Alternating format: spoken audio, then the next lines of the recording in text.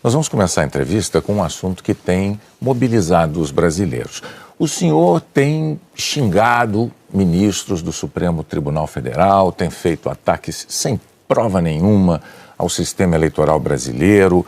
O senhor chegou, inclusive, a ameaçar não ter eleição no Brasil, como se coubesse ao senhor decidir uma coisa dessas. Candidato, com franqueza, o que é que o senhor pretende, ou o que é que o senhor pretendeu com isso? O senhor pretendeu, por acaso, criar um ambiente que, de alguma forma, permitisse um golpe, contra o qual, inclusive, a sociedade civil se manifestou agora com a divulgação de 2 manifestos ou outros manifestos em defesa da democracia? Primeiro, você não está falando a verdade quando fala xingar ministros. Isso não existe. Isso não existe. É um fake news da sua parte. Outra coisa, eu quero é transparência nas eleições. Vocês, com toda certeza, não leram o inquérito de 2018 da Polícia Federal, que inclusive está inconcluso. E aquela pergunta que eu sempre faço: se você pode botar uma tranca a mais na sua casa para evitar que ela seja assaltada, você vai fazer ou não? Então esse é o objetivo disso que eu tenho falado sobre o Tribunal Superior Eleitoral.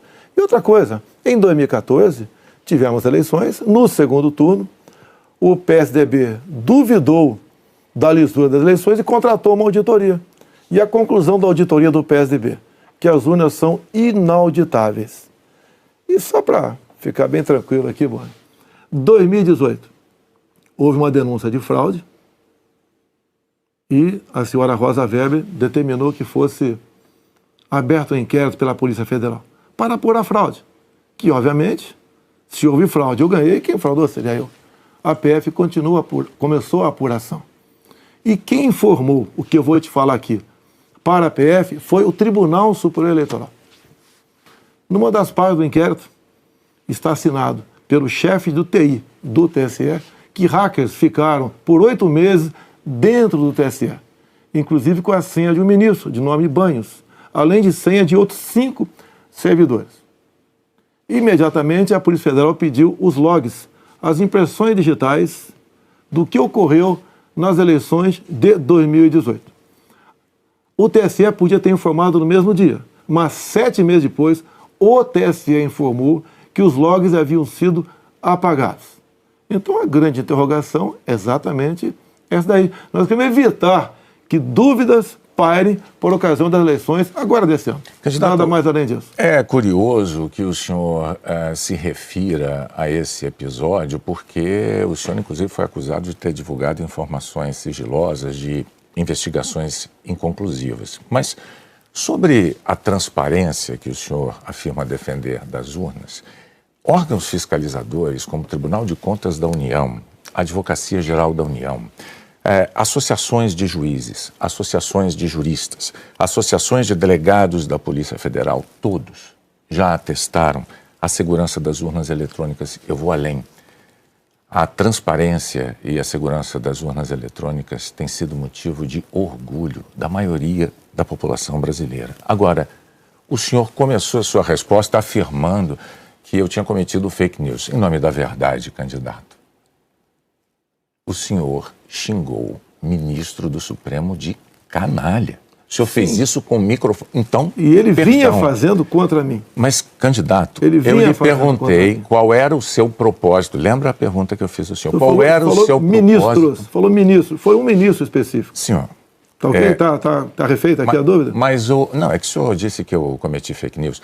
Só para esclarecer, a pergunta que eu lhe fiz é: qual era o seu propósito ao xingar um ministro de canalha e ameaçar não permitir que as eleições fossem realizadas, se isso não lhe compete fazer? Não é uma atribuição do presidente da República, é uma atribuição constitucional, candidato. Quem vem sendo perseguido o tempo todo por um ministro supremo sou eu.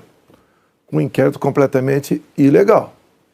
E as medidas que vinham sendo tomadas por esse ministro eram contestadas. Lá atrás, inclusive, a procuradora Raquel Dodge deu um parecer para que esse inquérito deixasse de existir. E continua existindo. A temperatura subiu. Hoje em dia, pelo que tudo indica, está pacificado.